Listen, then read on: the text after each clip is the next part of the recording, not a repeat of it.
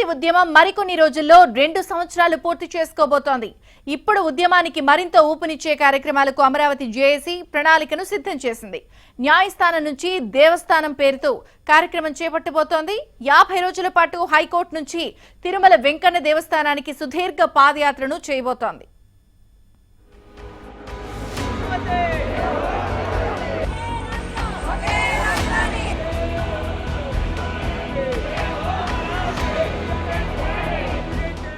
AP CM Jagan నోటి నుంచి 3 రాజధానుల మాట వచ్చినప్పటి నుంచి అమరావతి రైతులు పోరాటం చేస్తున్నారు.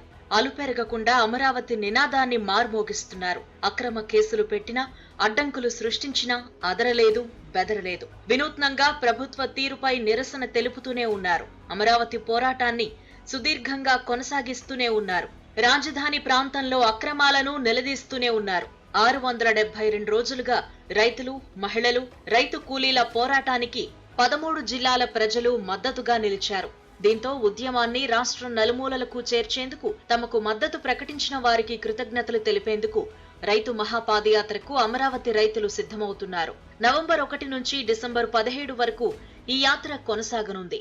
నవంబర్ 1 నుండి డిసెంబర్ 17వ తేదీ వరకు చేపట్టబోయేటువంటి మహాపాదయాత్ర న్యాయస్థానం నుండి తిరుమల తిరుపతి దేవస్థానం వరకు జరిగేటువంటి ఈ మహాపాదయాత్రలో ప్రతి ఒక్కరూ భాగస్వాములు కావాలని, అన్ని రకాల వనరుల్ని అభివృద్ధి పరచడానికి అవసరమైనటువంటి ఆర్థిక వనరులను అందించేటువంటి కామధేనువు, కల్పవృక్షము అయినటువంటి అమరావతి రాజధానిని రక్షించుకోవాల్సిన బాధ్యత ప్రతి ఒక్క ఆంధ్రుడిపై, భుజస్కంధాలపై ఉందని తెలియజేస్తూ ప్రతి ఒక్కరూ కదిలి వచ్చి పెద్ద ఎత్తున ఈ మహాపాదయాత్రని దిగ్విజయం చేయాలని కోరుతూ, నేలపాడులోని హైకోర్టు నుంచి తిరుమల శ్రీవారి దేవస్థానం వరకు నిర్వహించే రైతు మహాపాదయాత్రలో వందలాది మంది రైతులు పాల్గొంటారని అమరావతి జేఏసీ చెబుతోంది. ప్రతిరోజు 13 కిలోమీటర్లు ఈ పాదయాత్ర సాగుతుంది. హైవేలు, పట్టణాల మీదుగా కాకుండా పల్లెల మీదుగా పాదయాత్ర సాగేలా రూట్ మ్యాప్ ను సిద్ధం చేశారు. అమరావతి ప్రాధాన్యతను, అవసరాన్ని గ్రామాల్లో రైతులు వివరించనున్నారు. 3 రాజధానుల వల్ల ఎదురయ్యే ఇబ్బందులను కూడా ప్రజల దృష్టికి తీసుకుపోయేందుకు ప్లాన్ చేశారు. డిసెంబర్ 17న తిరుపతి చేరుకుని అమరావతికి అనుకూలంగా భారీ బహిరంగ సభను నిర్వహించనున్నారు. ఈ సభకు అమరావతికి మద్దతు తెలిపే రాజకీయ పార్టీలు, మేధావులు, వివిధ సంఘాల నాయకులను ఆహ్వానించనున్నారు. మేమందరం కూడా స్వచ్ఛందంగా ఈ పాదయాత్రలో పూర్తి స్థాయిలో పాల్గొనడానికి మేమంతా అమరావతి రైతులంతా సిద్ధంగా ఉన్నాము. అలాగే రాష్ట్ర ప్రజలందరికీ కూడా మేము ఒకటే చెప్తున్నాము, ఈ అమరావతి రాజధాని సాధన అనేది మీ అందరి బాధ్యత, మీకు కూడా హక్కు ఉన్నదని చెప్పి మీరు కూడా మాలో భాగస్వాములు అవ్వాలని చెప్పి కూడా తెలియజేసుకుంటున్నాం. న్యాయస్థానం టు దేవస్థానం అన్న ప్రోగ్రాము ఇప్పుడు చిత్తూరు 4 జిల్లాలు, ప్రకాశం, చిత్తూరు, ఒంగోలు 4 జిల్లాలుగా వెళ్తుంది. మళ్ళా ఇంకొక ప్రోగ్రాం పెట్టి వాళ్ళను కూడా ఇట్లానే చేసి రేపు ఈ జగన్మోహన్ రెడ్డికి బుద్ధి చెప్పే రోజు అతి త్వరలో వస్తుంది. జై అమరావతి, సేవ ఆంధ్రప్రదేశ్. అమరావతి రైతు మహాపాదయాత్రకు సన్నాహకంగా ఈ నెల 17వ తేదీ నుంచి గ్రామాల్లో రైతు చైతన్య యాత్రలను నిర్వహిస్తున్నారు. నెలాఖరు వరకు ఈ కార్యక్రమం కొనసాగుతుంది. సోమవారం వెంకటపాలెంలో చైతన్య యాత్రలను రైతులు ప్రారంభించారు. మందడం గ్రామంలో చైతన్య యాత్రను నిర్వహించారు. రాజధాని ప్రాంతం నుంచి వందలాది మంది రైతులు మహాపాదయాత్రకు సిద్ధమవుతున్నారు.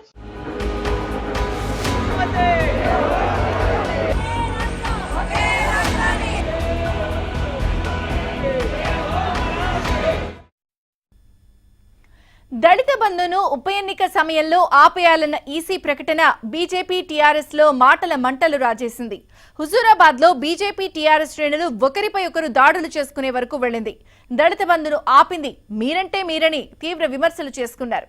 ఇది కేసీఆర్ కుట్ర అని మాజీ మంత్రి ఈటల ఆరోపించగా, దళిత ద్రోహి అంటూ రాజేందర్ కు టీఆర్ఎస్ నేతలు కౌంటర్ ఇచ్చారు.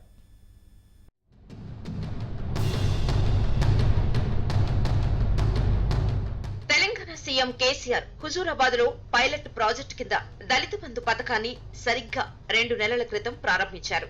ప్రతి దళిత కుటుంబానికి 9,90,000 రూపాయలను వారి అకౌంట్లో వేస్తామని హామీ ఇచ్చారు.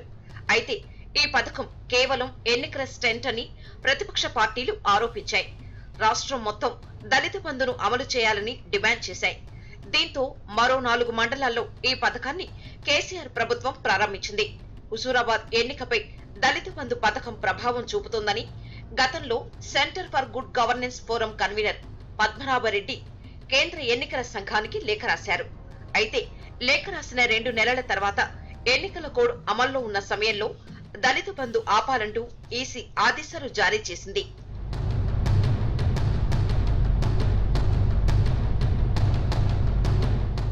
దళిత బంధును ఆపాలన్న ప్రకటన తర్వాత బీజేపీ టీఆర్ఎస్ మధ్య మాటల యుద్ధమే జరుగుతుంది. దళిత బంధుపై బీజేపీ కుట్ర చేసిందని టీఆర్ఎస్ నాయకులు విమర్శిస్తున్నారు.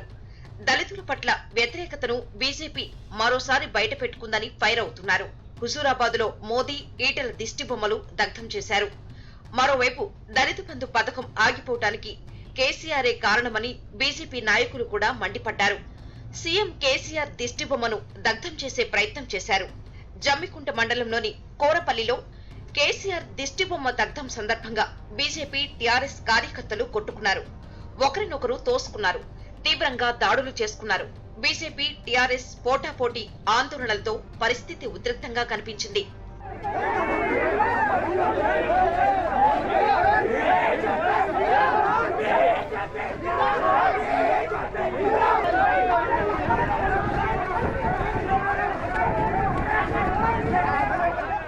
మరోవైపు సీఎం కేసీఆర్ పై ఈటెల రాజేందర్ విమర్శల వర్షం గుప్పించారు.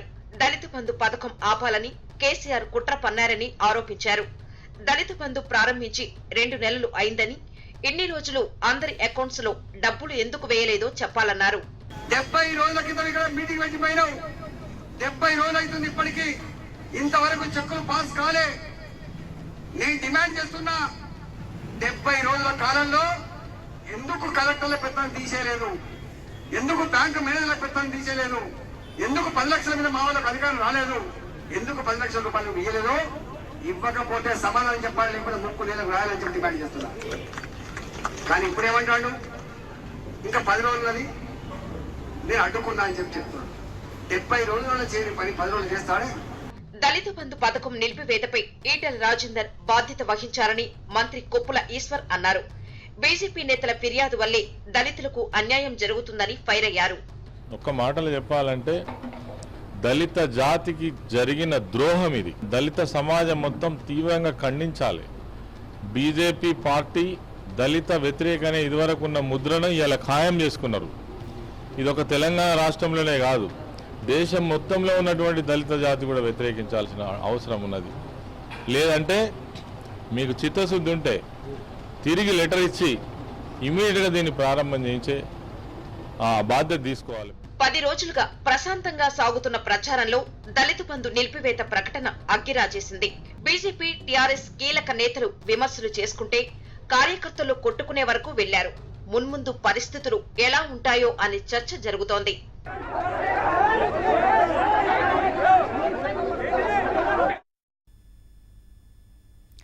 ఈ సీజన్లో వానలు బాగా కురిశాయి. సాధారణంగా అయితే కూరగాయలు, ఆకుకూరలు బాగా పండి మార్కెట్లో తక్కువ రేటుకే దొరకాలి. కానీ హైదరాబాద్ మార్కెట్లలో పరిస్థితులు భిన్నంగా ఉన్నాయి. వెజిటబుల్స్ రేట్లు గత 10 రోజులుగా భారీగా పెరిగాయి. రెట్టింపైన రేట్లతో సామాన్యులకు ఇబ్బందులు తప్పడం లేదు.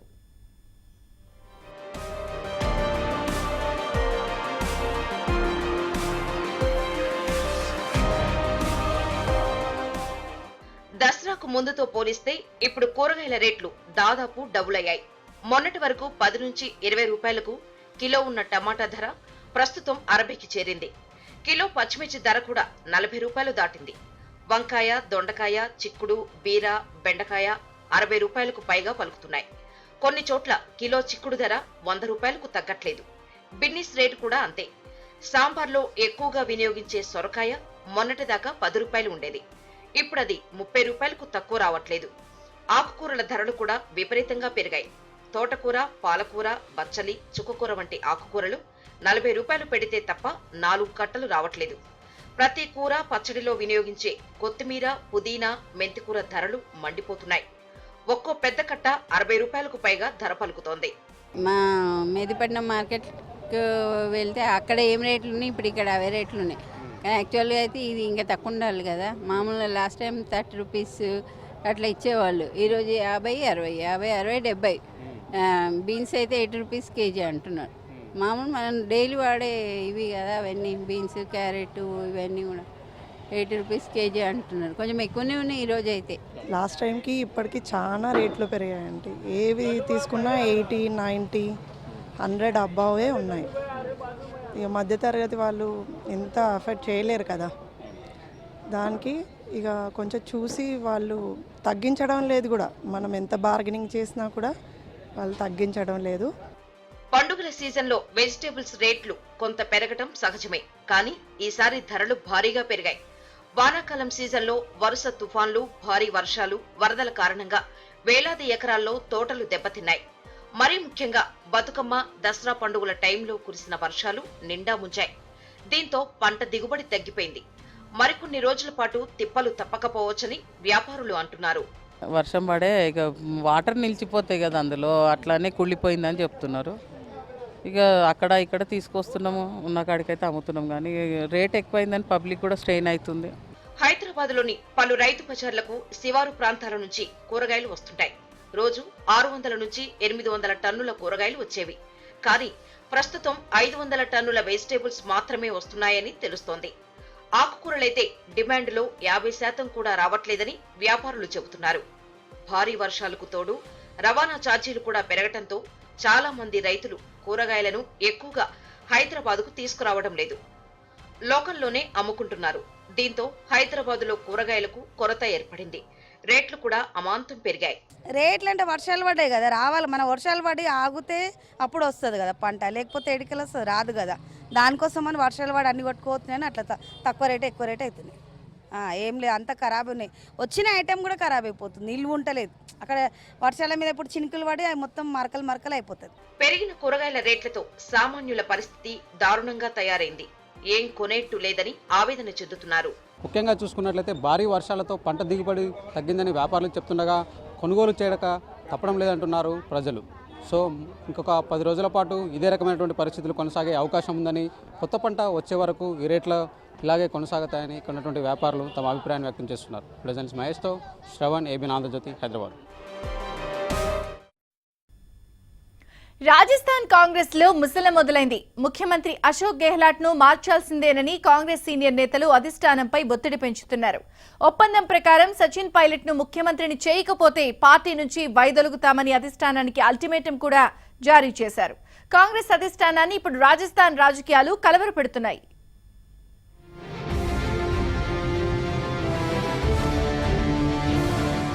రాజస్థాన్ కాంగ్రెస్ కురువృద్ధుడు అశోక్ గెహ్లాట్ కు పదవీ ఖండం ముంచుకొస్తుంది. పార్టీకి యువ రక్తాన్ని ఎక్కించాల్సిన సమయం ఆసన్నమైందని 2023లో జరగనున్న అసెంబ్లీ ఎన్నికల్లో కాంగ్రెస్ మళ్లీ అధికారంలోకి రావాలంటే సీఎం ను మార్చాల్సిందేనని కాంగ్రెస్ సీనియర్ నేతలు అధిష్టానంపై ఒత్తిడి పెంచుతున్నారు.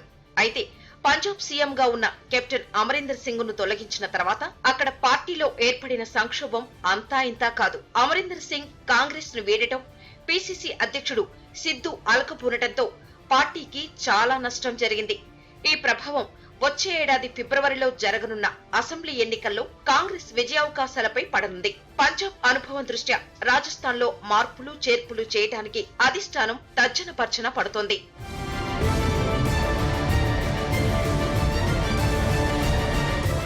ఏడాది క్రితం యువనేత డిప్యూటీ సీఎం సచిన్ పైలట్ తిరుగుబాటు బావుటాను ఎగురవేశారు. అయితే ప్రియాంక గాంధీ జోక్యంతో సచిన్ పైలట్ పార్టీ నుంచి వైదొలగాలన్న నిర్ణయాన్ని వెనక్కి తీసుకున్నారు. డిమాండ్లను పాక్షికంగా నెరవేర్చడానికి రాహుల్ అంగీకరించడంతో సచిన్ కొంత మెత్తపడ్డారు. కేబినెట్ లో సచిన్ పైలట్ వర్గానికి అధిక ప్రాధాన్యత ఇస్తామని, నామినేటెడ్ పోస్టులతో పాటు అధికారుల బదిలీలలో కూడా పైలట్ నిర్ణయాలకి పెద్దపీట వేస్తామని రాహుల్ అభయమిచ్చారు. కానీ కరోనా కారణంగా కేబినెట్ విస్తరణ ఏడాదిగా వాయిదా పడింది. ప్రస్తుతం కరోనా అదుపులో ఉన్నందున కేబినెట్ పునర్వ్యవస్థీకరణ చేపట్టాలని పైలట్ వర్గం నేతలు డిమాండ్ చేయడం మొదలుపెట్టారు. ఈ నెల 16న సిడబ్ల్యూసీ సమావేశంలో పాల్గొనడానికి ఢిల్లీ వెళ్లిన అశోక్ గెహ్లాట్, రాహుల్ ప్రియాంకతో ప్రత్యేకంగా సమావేశమయ్యారు. కేబినెట్ పునర్వ్యవస్థీకరణపై చర్చించినట్టు సమాచారం. దీపావళి తర్వాత కేబినెట్ పునర్వ్యవస్థీకరణకు గెహ్లాట్ అంగీకరించినట్టు తెలిసింది.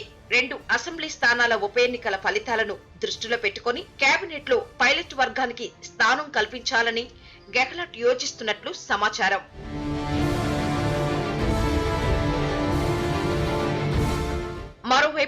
సచిన్ పైలట్ ని ముఖ్యమంత్రిని చేయాలన్న డిమాండ్ ను తాజాగా కొందరు నేతలు అధిష్టానం ముందుంచారు. దీనిపై అధిష్టానం ఎటువంటి హామీ ఇవ్వడం లేదు. పైలట్ వర్గీయులకు కేబినెట్ లో అధిక ప్రాధాన్యత ఇవ్వడానికి మాత్రమే అధిష్టానం యోచిస్తోంది. అయితే ఈ నిర్ణయంతో పైలట్ వర్గీయులు తృప్తి చెందడం లేదు.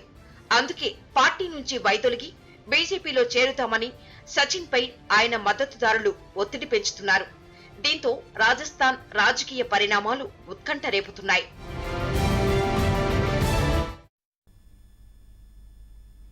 అప్పుడెప్పుడో 20 ఏళ్ల క్రితం జరిగిన వ్యవహారం. ఓ మహిళా ఉద్యోగితో మైక్రోసాఫ్ట్ వ్యవస్థాపకుడు బిల్ గేట్స్ చిలిపి చేష్టలు ఇప్పుడు మరోసారి హాట్ టాపిక్ అయ్యాయి. మైక్రోసాఫ్ట్ ఎగ్జిక్యూటివ్ స్వయంగా బిల్ గేట్స్ ను మందలించినట్టు తాజాగా వాల్ స్ట్రీట్ జర్నల్ కథనం ప్రచురించింది.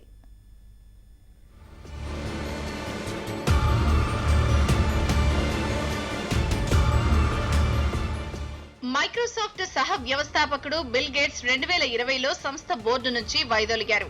20 ఏళ్ల క్రితం సంస్థలోని ఓ మహిళా ఉద్యోగితో గేట్స్ నడిపిన లైంగిక సంబంధాలు బయటపడటంతో బోర్డు నుంచి తప్పుకోవాల్సి వచ్చింది. అయితే దీని గురించి 2008లోనే బిల్ గేట్స్ ను కంపెనీ హెచ్చరించినట్టు తాజాగా వాల్ స్ట్రీట్ జర్నల్లో కథనం వచ్చింది. 2007లో మైక్రోసాఫ్ట్ ప్రెసిడెంట్ గా గేట్స్ ఉన్నారు. ఆ సమయంలో ఓ మహిళా ఉద్యోగికి అభ్యంతరకర ఈమెయిళ్లు పంపారు. తనను బయట వ్యక్తిగతంగా కలవాలని మహిళా ఉద్యోగిని ఆహ్వానించారు. ఏడాది తర్వాత ఈ విషయం కంపెనీ బోర్డు దృష్టికి వెళ్లింది. మైక్రోసాఫ్ట్ ఎగ్జిక్యూటివ్ బోర్డు సభ్యుల బృందం గేట్స్ ను హెచ్చరించింది. ఈ ఈమెయిళ్లు పంపిన విషయాన్ని గేట్స్ కూడా అంగీకరించారట. ఇంకెప్పుడు ఇలాంటి పనులు చేయనని బోర్డుకు తెలిపాడట. దీంతో మైక్రోసాఫ్ట్ సంస్థ ఎలాంటి చర్యలు తీసుకోలేదని తాజాగా కథనం వచ్చింది.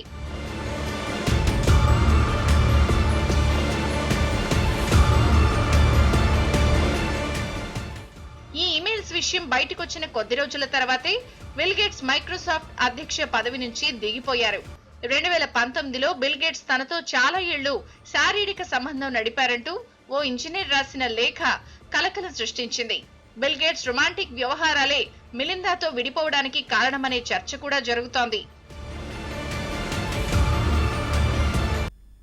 ఒకప్పుడు ఛాన్సులు లేవన్నారు, చీకొట్టారు. ఇప్పుడు కోట్ల రెమ్యూనరేషన్ ఇస్తున్నారు. నటుడిగా విక్కీ కౌశల్ రేంజ్ కూడా మారిపోయింది. సర్దార్ ఉదమ్ బయోపిక్ తర్వాత విమర్శకుల ప్రశంసలు అందుకుంటున్నాడు.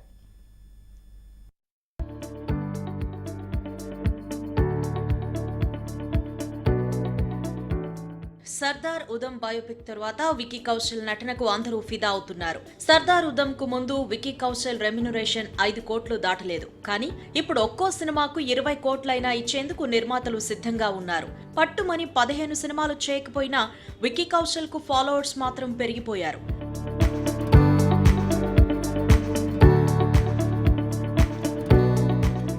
విక్కీ కౌశల్ పంజాబీ కుటుంబంలో పుట్టాడు. ముంబై RGITలో ఇంజనీరింగ్ పూర్తి చేశాడు. అయితే జాబ్ లో సెట్ కాలేకపోయాడు. సినిమాలపైనే ఆసక్తి పెంచుకున్నాడు. అవకాశాల కోసం తిరిగినప్పుడు కొందరు విక్కీ కౌశల్ ను అవమానించారట. దీంతో ముందుగా అసిస్టెంట్ డైరెక్టర్ గా కెరీర్ ప్రారంభించి ఆ తర్వాత నటుడిగా మారిపోయాడు. మోడలింగ్ కుర్రాడిలా ఉండడం విక్కీకి అడ్వాంటేజ్ అయింది. మసాన్ మూవీ నుంచి విక్కీ కౌశల్ హవా ప్రారంభమైంది. పలు సినిమాలు మంచి పేరు తెచ్చిపెట్టాయి.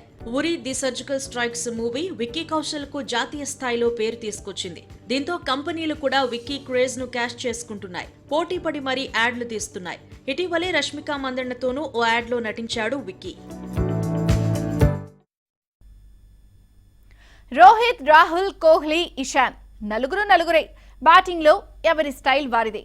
వరల్డ్ కప్ లో ఒక ఓపెనర్ గా రోహిత్ అనడంలో ఎవరికి అనుమానాలు లేవు. అయితే రోహిత్ తో కలిసి ఇన్నింగ్స్ ను ఎవరు ఆరంభిస్తారు అన్నదే హాట్ టాపిక్ అయింది.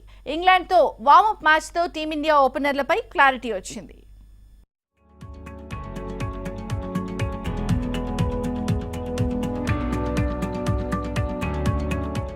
వరల్డ్ కప్ కు ముందు వరకు ఓపెనర్లపై పెద్ద చర్చ జరిగింది. అయితే IPL తో రాహుల్ టచ్ లోకొచ్చాడు. సూపర్ ఫామ్ లో ఉన్నాడు. ఇంగ్లాండ్ తో వార్మప్ మ్యాచ్ లోనూ సక్సెస్ అయ్యాడు. రాహుల్ పక్కా T20 మెటీరియల్. దీంతో ఓపెనర్ గా రాహుల్ కే టీమ్ మేనేజ్మెంట్ జై కొట్టింది. విరాట్ కోహ్లీ కూడా ఓపెనర్ గా బరిలో దిగే ఛాన్స్ ఉందని ఎక్స్పర్ట్స్ అభిప్రాయపడ్డారు. IPL లోనూ విరాట్ కు ఓపెనర్ గా సూపర్ ఎక్స్పీరియన్స్ ఉంది. ఇంగ్లాండ్ తో హోమ్ సిరీస్ లో రోహిత్ తో కలిసి కోహ్లీ ఇన్నింగ్స్ ప్రారంభించాడు. అయితే Punjab Kings captain KL Rahul IPL లో 626 పరుగులతో సక్సెస్ అయ్యాడు. టోర్నమెంట్ లో అత్యధిక పరుగులు చేసిన ప్లేయర్లలో 3వ స్థానంలో నిలిచాడు. దీంతో విరాట్ నంబర్ 3 పొజిషన్ కు మారిపోయాడు. మరోవైపు యువ ప్లేయర్ ఇషాన్ కిషన్ కూడా ఊపు మీదే ఉన్నాడు. ఇంగ్లాండ్ తో వార్మప్ మ్యాచ్ లోనూ దడదడలాడించాడు. ప్రస్తుతానికైతే ఇషాన్ ఓపెనర్ రేస్ లో లేడు, కానీ కొన్ని మ్యాచ్ల్లో ఓపెనర్ గా ఇషాన్ ను ప్రయోగించే అవకాశాలు కూడా ఉన్నాయి. ఏ పొజిషన్ లో అయినా ఇషాన్ ను అస్త్రంగా వాడే ఛాన్స్ ఉందనే టాక్ కూడా వినిపిస్తోంది. మొత్తానికి కోహ్లీ ముందు ఆప్షన్స్ చాలానే ఉన్నాయి. తుఫాను దెబ్బకు గతేడాది విశాఖ తీరానికి ఓ భారీ నౌక కొట్టుకొచ్చింది. అప్పటి నుంచి తెన్నేటి పార్క్ దగ్గరే ఉంది. పర్యాటకులను ఆకర్షిస్తోంది.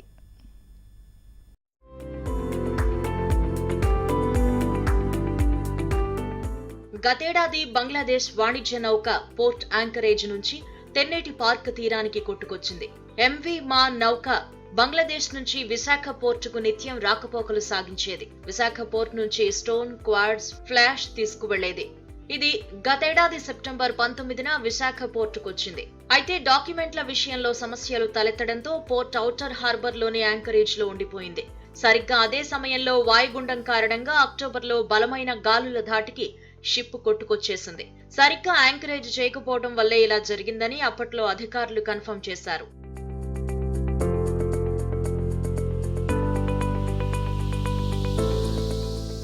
ఎనభై మీటర్ల పొడవైన నౌక రాళ్ల మధ్య ఇసుకలో చిక్కుకుపోయింది.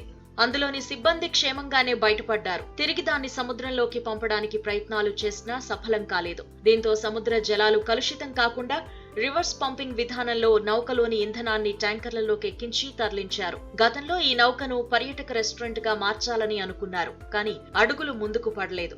అయితే కొంతమంది టెక్నికల్ ఎక్స్పర్ట్ చెప్పడం ఏంటంటే ఈ సైక్లోన్ వచ్చినప్పుడు మళ్ళీ ఆ షిప్ మునిగిపోయే అవకాశం ఉందని చెప్తున్నారు. సో దానివల్ల మరి ప్రభుత్వం టేకప్ చేయాలా, పబ్లిక్ ప్రైవేట్ పార్ట్నర్షిప్ టేకప్ చేయాలా అనేది అధికారులు సందిగ్ధంలో పడ్డారు. షిప్ని చూస్తారు చాలా ఆనందం అనిపించింది, చాలా హ్యాపీగా అనిపించింది.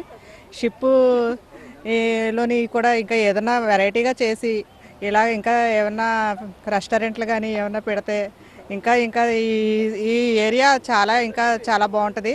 ప్రభుత్వ ఆలోచన ఎలా ఉన్నా భారీ నౌక మాత్రం ప్రత్యేక ఆకర్షణగా మారింది. ఈ నౌకను చూసేందుకు టూరిస్టులు క్యూ కడుతున్నారు. ఇవి 10 విశేషాలు. అప్డేట్స్ కొనసాగుతాయి. చూస్తూనే ఉండండి ABN.